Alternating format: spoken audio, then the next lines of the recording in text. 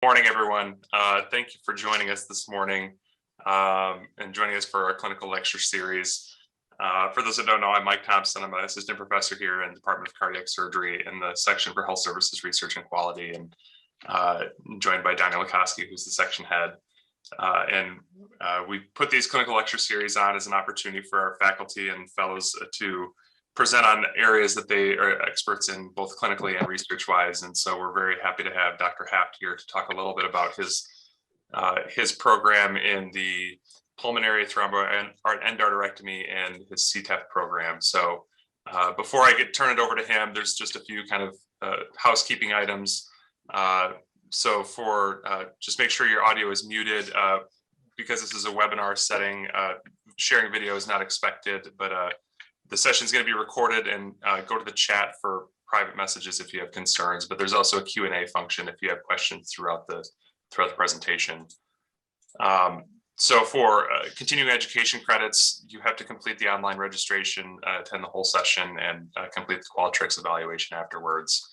The registration link will be in the chat, so if you need it, it'll be in there. And it'll be a one contact hour for CME today, and there are no conflicts of interest for this session. So as I said, Dr. Haft is our presenter today. He has expertise in many areas, and one that he will be talking about today is in his pulmonary endarterectomy program for patients with CTEPH, and is now one of the largest programs in the Midwest. So we're very excited to have him here today and look forward to hearing his experience and expertise in this area. So thank you again. Again, the link will be in the chat for registration for CME. And please, if you have any questions, here are some email addresses for those, and we can share those afterwards as well. But now I will go ahead and turn it over to Dr. Haft. Well, thank you very much. You are more than generous to say I am expert in anything, including CTEPH, but I will try to fool you here and convince you that I know what I'm talking about. So we're going to talk about pulmonary thromboendarterectomy for chronic thromboembolic pulmonary hypertension.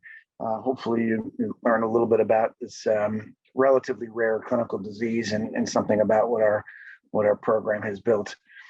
So I'll start with a case report. So you get a 62-year-old man. He's progressively short of breath, and what are the things that cause shortness of breath in 62-year-old men? Like everything, right? A million things can cause shortness of breath. But he gets a CT, and the CT says, well, it looks like you've had a PE. And so they're going to treat him for an acute PE. But the reality is acute PE causes sudden symptoms. And he's had, indolent progressive dyspnea for a long time. And so an acute PE is unlikely to be the cause. The other thing when you look at the CT scan is that the pulmonary artery here is enlarged. An acute PE would not enlarge the PA. It takes years for that to happen. And the other thing, very subtly, is what we call mosaic perfusion. I don't know if you can see my arrow on the screen, but see how the lung parenchyma has like a mosaic, glass, stained glass. That suggests that there's differential perfusion, which suggests some degree of chronicity. So they treat him with anticoagulation, again, thinking it's an acute PE, but not surprisingly, he doesn't get better. And now he has signs of right heart failure and lower extremity edema. This is an echocardiogram, a 4-chamber view. This is the right ventricle. This is massively enlarged. So he's got severe right ventricular dysfunction. You can see the RV is kind of eating into the LV, which is abnormal. And this is his tricuspid regurgitation. So he's got moderate tricuspid regurgitation. And then you can estimate the right ventricular pressure by measuring the velocity of that jet. And his estimated right ventricular pressure is 120. So that's severe pulmonary hypertension. You never get severe pulmonary hypertension from an acute PE. It takes years and years of right ventricular training to be able to get a PA pressure that high. So that tells you for sure this is chronic disease, not acute disease. And so he gets a VQ scan. VQ scans are a little funny to look at. You have to really squint your eyes to see anything. But what it shows is that there is perfusion deficits throughout his lungs on both sides. I promise you that this is very, very abnormal. You see that whole right upper lobe is out. He gets a right heart catheterization that confirms pulmonary hypertension. His PA pressure is 90 systolic. He has a normal wedge pressure, so his pulmonary hypertension has nothing to do with left ventricular dysfunction, and he has very low cardiac output, and his pulmonary vascular resistance is 15 Woods units. A normal pulmonary vascular resistance is like 1 Woods unit, so he gets 15 times the pulmonary resistance, all suggesting CTEPH. And then he gets a pulmonary angiogram. This is a pulmonary angiogram injecting of contrast into the right lung. And you can see these blood vessels are very gnarly looking. You can see perfusion to the middle lobe of the right lung, but like hardly anything in the upper and the lower lobe. And then we'll go over to the left lung here. And it's not as dramatic in the left lung, but you see absence of perfusion. See how gnarly these vessels are here? This suggests that this person has CTEPH, that there is, chronic organized thrombus there that is limiting perfusion to his lungs. So we've made the diagnosis. So that's our case report. We'll tell you more about our patient in a little bit, but now let's further dive into the difference between an acute PE, pulmonary embolism, and chronic disease, chronic CTEPH. And I think this CT scan tells a lot. On the left, you'll see this is an acute PE. This is a saddle massive pulmonary embolus. You see thrombus here at the bifurcation of the pulmonary artery. And you can see that thrombus is like floating in there, as if the thrombus is not part of the pulmonary artery, but is part of the leg, and then embolized and then got stuck there. It's very, very different. If you look at this picture, this is chronic. You see the PA is dilated again compared to this person. This has taken years for that PA to dilate.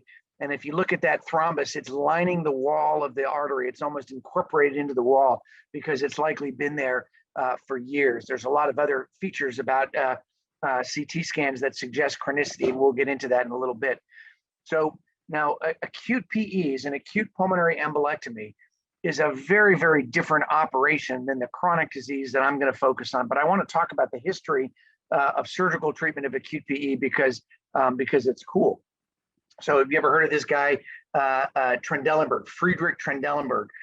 He is famous for the Trendelenburg position. You put the patient head down, not to increase blood flow to the head, but if you're doing pelvic surgery, it helps to get the guts out of the pelvis so you can work in there. So he was a German surgeon, and he had patients dying of PEs. And in 1908, can you imagine, 1908, he described an operation to take these clots out. And what he would do is he'd make an incision in your chest. And, there's no bypass machine in 1908. I'm not sure what they had in 1908, but he would put a clamp across the transverse sinus, clamping the pulmonary artery and the aorta. So basically there'd be no circulation anywhere. He'd very quickly open up the pulmonary artery, reach in there, grab that, clot, and then put a couple of clamps on the pulmonary artery, and then quickly take the big clamp out from the transverse sinus and reestablish flow. And he suggested we're going to do this in 1908. So he tried it in 2 patients, and it didn't work. Big surprise. But what's amazing to me is that one of his proteges, Abe Kirshner, actually did it successfully in 1924. Like, how on earth did they do this successfully? But now we do the operation with cardiopulmonary bypass, since the institution of cardiopulmonary bypass, where you can restore flow extracorporeally. Denton Cooley was the first to describe it, and this isn't his photographs, but if you open up the main pulmonary artery, this is the bifurcation, and you can see this is a clot. This is that big PE that you saw in that photograph, that CT scan before, floating in the pulmonary arteries. And you literally just reach in there and you pluck it out. There's not much to this operation. It's generally a pretty quick case. And then this is the snot that you take out. This is all, fresh thrombus that you can pull out of the PAs. And again, it's not very hard to do because the clot it's not attached to anything. So it just comes out. So what are the indications for acute pulmonary embolectomy? It's massive pulmonary embolus with hemodynamic compromise. But the reality is that there's a lot of therapies that we can offer for people that have massive PE with hemodynamic compromise, including systemic lytics, giving IV TPA. There's catheter-directed approaches, in the fluoro suite, where they have little suction catheters to pluck it out, or go into the operating room to pull it out. And there's never been a randomized trial that's compared any of these strategies here. So we really don't know what the right approach is, but we do very, very few of these at this medical center. probably because we have a PERT team that advocates for a catheter-based approach. And so the radiologists and the cardiologists are doing most of this, and we never see the patients. But there may be a role for more of these in the future. But anyways, this is not the disease I'm here to talk to you about. I'm here to talk to you about CTEPH, which is a chronic disease. So what is CTEPH? So somewhere between 1% and 5% of people that have a massive PE will develop chronic pulmonary hypertension. It's a very, very small percentage of these PEs. And the definition of it is a mean pulmonary artery pressure above 25 millimeters of mercury more than 6 months after PE. So that's the formal definition of it. But again, it represents a very small percentage of people that have acute PEs. So, what's the epidemiology here? So there's about 100,000 people that suffer from this disease.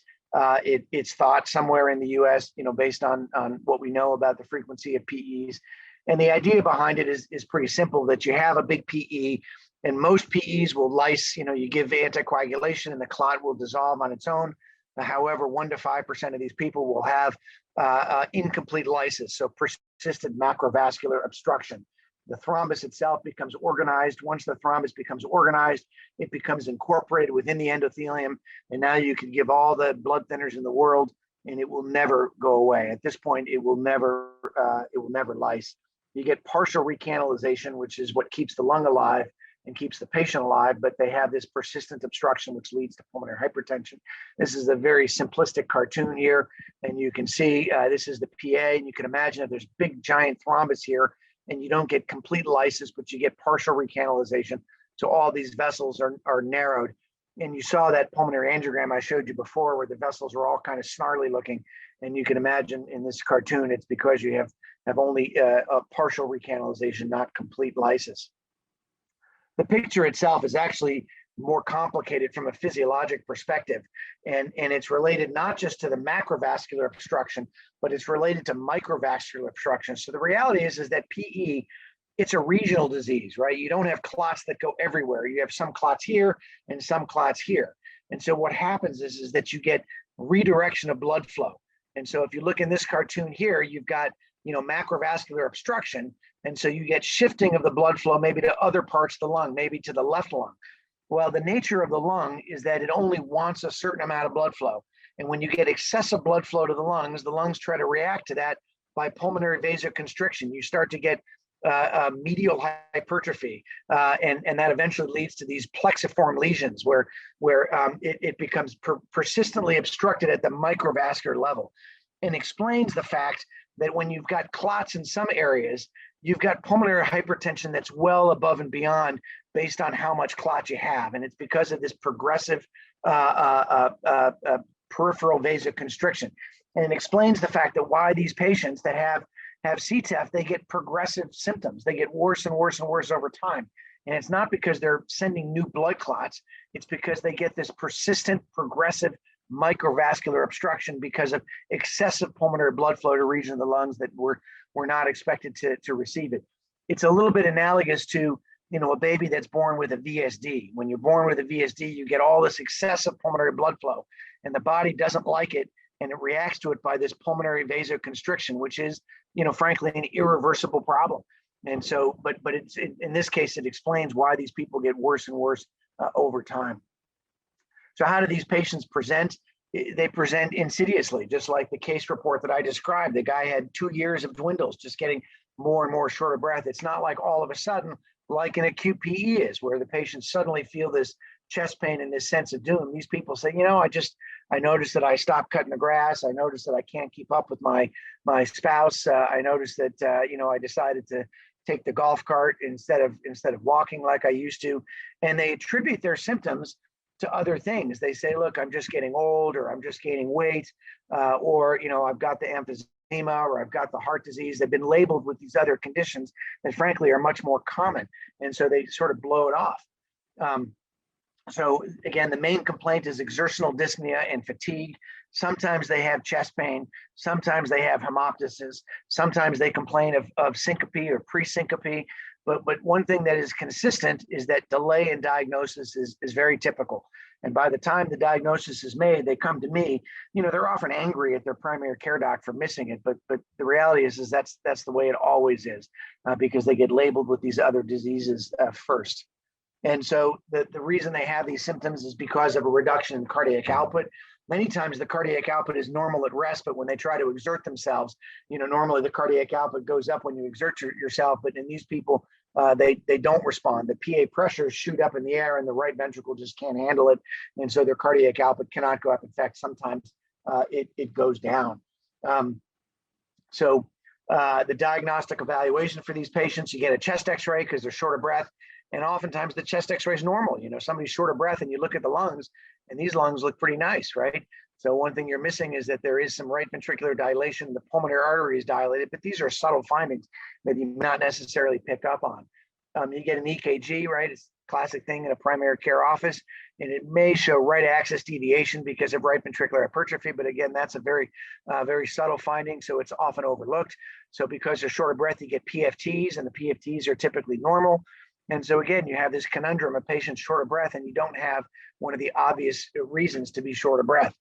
So really the smoking gun comes with the echo. When you do an echocardiogram, you calculate the estimated right ventricular systolic pressure. Like I showed you the echo in that case report, the echo had an RVSP of greater than 100. That tells you, aha, this person has pulmonary hypertension. So if we look at this echocardiogram, this is a classic finding. This is the left ventricle. And you see, I'm sorry, the screen stopped, but it's a D-shaped interventricular septum that the right ventricle is pushing onto the left ventricle, creating that characteristic finding. I'll play this video here. I assume it's going to stop again, but this is the interventricular septum, and you see the right ventricle is eating into the left ventricle. It's very abnormal. So that's the D-shaped interventricular septum. So that's your clue that this person has pulmonary hypertension. So then the next step is to figure out why do they have pulmonary hypertension. And the next step is the old-fashioned VQ scan. In the VQ scan, you're looking for any evidence of mismatch defects. Do you have areas that are ventilated normally but are not perfused well? And it's important to note that you're not looking to quantify it. So if you get a VQ scan and they say mild mismatch defects, you don't want people to say, it's only mild, it's not the problem. It's binary. It's either they have mismatch defects or they don't have mismatch defects. And if they have mismatch defects, then you have to suspect chronic thromboembolic pulmonary hypertension and start working it up. So the CT scan we talked about before, the CT scan is often done for the assessment of acute PE. For chronic PE, you have to note that there are important differences. So you can see here the thrombus is lining the wall, not floating in there like that CT scan I showed you before. This is a web right here in the descending branch of the right pulmonary artery. The web suggests chronicity. This is mosaic perfusion that I showed you before. This is RV dilation. The RV is again pushing into the LV. So all of these features are suggestive of chronicity, that this isn't an acute PE, but it's a chronic PE. And this is really cool here. This is the bronchial collaterals. So, the pulmonary the lungs get two sources of blood flow, from the pulmonary arteries and from the bronchial arteries. The bronchial arteries are normally very, very small. You can barely see them on a CT scan. But when somebody has chronic obstructive disease, like these patients, they often get hypertrophy of their bronchial arteries. And when you see this, this person has CTEPH. Look at these huge things, a beautiful CT scan here. So pulmonary angiography is the standard of care. I showed you the pulmonary angiograms before. This is some examples here. You can see just complete obstruction, pouch defects. You can see a paucity of perfusion out distally. All of these things are highly suggestive of CTEPH. So what's the treatment for this disease? The treatment is surgery. Interestingly, there's never been a prospective randomized trial, but it is still considered to be the gold standard to get a pulmonary endarterectomy. It used to be thought that lung transplant was a good treatment for it, but lung transplant is not a cure. It's trading one disease for another. The median survival after lung transplant is only 5 years. Median survival after a successful pulmonary endarterectomy is probably pretty close to the median survival of people without disease. So PTE should be really curative. There is a role for catheter-based therapy, balloon angioplasty. Its role is frankly uncertain. There's never been a randomized trial of a catheter-based approach versus a surgical approach. Most centers that do a lot of catheter-based approaches are centers that don't have surgical experience. And so much of what we know about balloon angioplasty is again, from centers that don't have a big surgical programs. Medical treatment, and I'll show you some of the pulmonary vasodilators, is really reserved for people who are inoperable, people who either have disease which is felt to be inaccessible, or people who had surgery but have residual distal disease that was considered to be inaccessible. Anticoagulation is part of treatment for life, so everybody gets anticoagulation. The idea is that it's going to prevent future thromboembolisms. Clearly, these patients have a propensity for clot, but it also may reduce in situ thrombus for areas that have slow flow. These are some of the vasodilators that are used, pulmonary vasodilators. I'm not a pulmonary hypertension specialist, so I don't have great expertise. For the most part, riociguat or Adempas is the only drug that has been proven in randomized trials to be efficacious for the CTEPH population. So in terms of the surgical history, there's a lot of interesting facts about it. It was first described for chronic disease and endarterectomy by Allison in 1958 using a clamshell approach. He did not use cardiopulmonary bypass. It was in the infancy of cardiopulmonary bypass. He did inflow occlusion, basically clamping the hilum of the lung. Really, the outcomes were not very good, lots of bleeding complications. Nina Braunwald was the first one to describe using cardiopulmonary bypass. Nina Braunwald was the chief of cardiac surgery at San Diego. There was like just a handful of women that were cardiac surgeons in the 1960s and 70s. And not only was she a successful cardiac surgeon, but she was the chief of cardiac surgery at San Diego. So it was really a pioneer, but was also pioneer in this particular space, the first to do it under cardiopulmonary bypass. And then one of her colleagues, Pat Daly, in 1980, was the first to describe doing the operation under hypothermic circulatory arrest. The real champion of the disease is Stuart Jamison, pictured on the top there. He's the one who made it into a routinely successful operation, and then he passed the baton to Mike Badani. These are all in San Diego, where the disease was really popularized and championed. So what are the indications for a pulmonary endarterectomy? Just check the time, we're good. So number one is, do they have the disease? Do they have CTEPH? So you've confirmed it with a VQ scan, you've confirmed it with a right heart cath, you've confirmed it with a pulmonary angiogram. The next thing is the disease surgically accessible? So is the thrombus burden in a location where the surgeon can get it? And we'll talk a little bit about the Jamison classification later based on the location of the disease. Here's the Jamison classification. So the Jamison classification is class 1 is in the main PAs, the branch PAs, the right and left. Jamison 2 is at the lobar level. Jamison 3 is at the segmental level. Jamison 4 is subsegmental.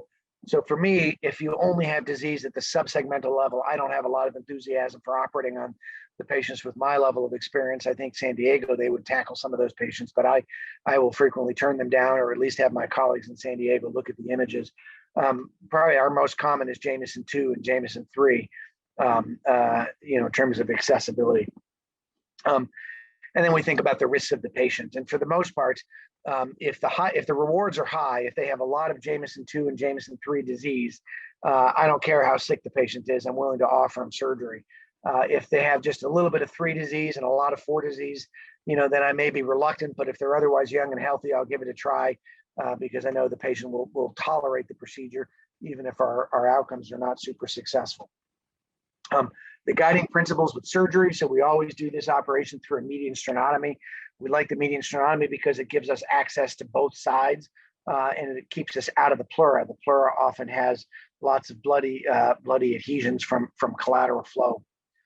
We always do the operation on bypass, and specifically we do the operation under hypothermic circulatory arrest. You cannot see without hypothermic circulatory arrest. If you try to do the operation without deep hypothermic circulatory arrest, you're either not going to be successful, or you're going to do a less than standard operation for sure. You have to do the endarterectomy all the way out to the tail of the chronic organized thrombus, which almost always extends out into the subsegmental branches. So standard bypass cannulation, bi-cable cannulation for venous drainage, a left ventricular vent to decompress the left side of the heart. We cool the patient all the way down to 18 degrees. And then we mobilize the right pulmonary artery from behind the superior vena cava and away from the aorta. So here is the aorta. This is the superior vena cava. Here's the right pulmonary artery, which travels behind the aorta and behind the superior vena cava. So we get this thing fully mobilized so we have really good access to see it. This is the pericardial reflection right here. And what you'll notice is that the right pulmonary artery, the upper lobe branch, actually takes off within the pericardial space. So we always make our incision in the RPA beyond the takeoff of the upper lobe branch, pretty close to the pericardial reflection, but not beyond it, mainly because the phrenic nerve is right here. If you cut beyond it, then you'll get into the phrenic nerve. The other reason is the middle lobe branch comes off right here. And if you make your incision out here, you may end up compromising the middle lobe when you close the right pulmonary artery. We do the operation with an aortic cross clamp and give standard cardioplegia. It just, the cross clamp makes the aorta flat and then it gets out of your way and you can see better. And then I give cardioplegia antegrade and retrograde. The San Diego group doesn't use retrograde cardioplegia, but we do. For the right side, the surgeon will stand on the left side of the table. So this is the view from the surgeon's perspective, standing on the left side of the table. You have the aorta and the pulmonary artery retracted apart from each other. This is the pulmonary artery that is behind those two structures, and you made your incision beyond the takeoff of the upper lobe branch, and then you have a look on the inside. The key is identification of the plane. I think probably this is where experience comes in. When you look on the inside, when I was inexperienced, it all looks the same. It looks just like pulmonary artery intima, but as you gain experience, you can really see where there's organized thrombus that is overlying the normal pulmonary artery and just covered with intima. And then you start to create your dissection plane. So once you identify what you think is the abnormal tissue, you elevate it, and then you create this using the Jameson sucker device, which is this blunt tip suction catheter. And you can see trying to get into that plane. If you're in the right plane, it looks pearly white. You can always tell, aha, this is the right plane. If you're too deep, which sometimes you are, sometimes you're actually taking normal intima off, then it's going to start getting pink. When you look in there, this is going to be pink looking. And that's because you can see the blood-filled vasovasorum, which is on the outside of the vessel. So if you end up too deep, then you hazard rupture when you go out into the distal branches. So you want to follow these distal branches out into the subsegmental tail. It feathers out. And then when the thrombus, you've reached the end of the thrombus, it just sort of pops right out.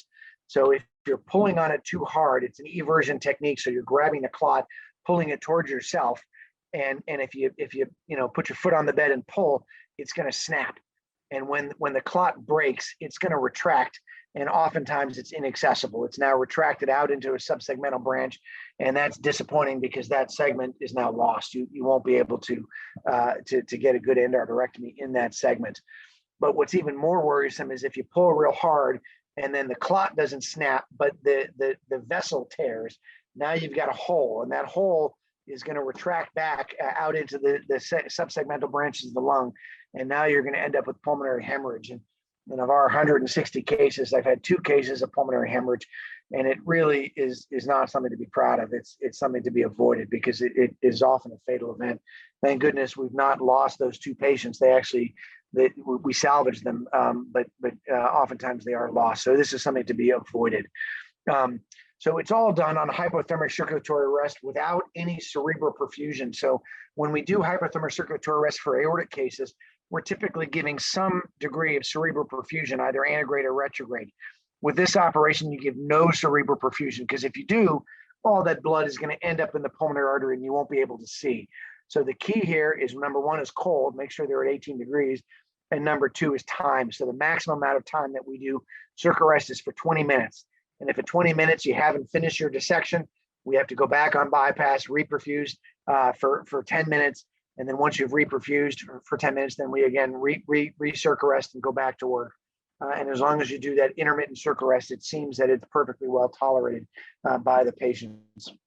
Then when you're done, you slowly rewarming the patient. The key with rewarming is that you don't want to just, put 100 logs on the fire and get that, heater cooler burning really hot and really fast.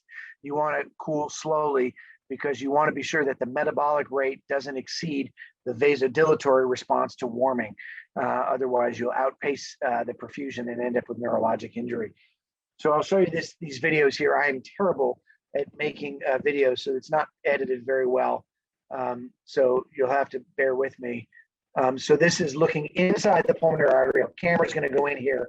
And what I'm going to try to show you, again, I'm going to make you all dizzy with this poorly edited film. But let's stop it here. That's nice. So look here. You can see how it's kind of rough here. I don't know if I can toggle the screen back a little bit. See how it's kind of rough and bumpy here on the inside? This is chronic organized thrombus that's lining the wall. This is not normal. And so this is, you want to see this because this is not obstructing. Here's the lumen here. So this organized thrombus is not obstructing, but this is my handle. If I can elevate this, then this will be my handle to get down to where the obstruction is more distally. And as we look more distally, look at the obstruction here at that subsegmental level here. So if I can just get a handle out here and then evert it, pull it towards myself, I'll be able to get a nice plane. So let's see, this video should be actually creating the plane. So now I've started the plane. This is a little bit of that organized thrombus that I'm going to grab. And now I'm everting it and I'm pulling it using that Jameson sucker and getting out into those subsegmental branches. And you can see we've already opened up some of those branches that were, nearly completely obstructed. And now by pulling this clot towards myself, we're going to be able to get it out. And I'm being a little bit ginger here. I think because I'm trying to get Stephanie to hold the camera well and show the pictures. But let's get in there. I think at the end of this video, you can see I show you the other side. So sometimes you have to move the clot from one side to the other to get a better view. And we don't have a great view here, but I think when I flip it around, let's see if I remember this. So now I'm just pulling a little bit harder, trying to really identify where that plane is, gently teasing away the organized thrombus from the normal intima there. It's starting to pull away. And I think that's the end of this video here. So you're getting a sense of how we do this procedure. So in the particular patient that I described to you before, the preoperative pulmonary artery pressure in the operating room was 104/38. So very, very abnormal. The circ arrest time to remove all the obstruction was 92 minutes. So that's a lot of circ arrest. Took us over 4 circ arrest periods. And this is what we took out. This is all chronic organized thrombus. You can see it extending out into the segmental and subsegmental tails. So not surprisingly, a very good result by removing this obstruction. PA pressures now are almost normal, 35/15, and an unremarkable postoperative recovery. And this patient went home on the 7th day. This is the echo. The RV is still dilated, but the contractility looks pretty good. And then when you look at the TR, you remember the pre-op echo, there was a lot of TR. Now there's very little TR. And in fact, so little TR that they couldn't even estimate an RVSP. So we would expect this person's RV function is going to get better over time. So this is looking at our program at Michigan. This is contemporary. So we've now done, I think, 162 cases, and this is what we've done. So COVID has obviously affected our volume. Hopefully we'll catch up. And this is looking at the PA pressures, the systolic intra-op versus the systolic post-op, basically cut their PA pressures in half. So 160 cases, mortality is 4.4%. No permanent neurologic injury, PA pressures are reduced, and that's all I got.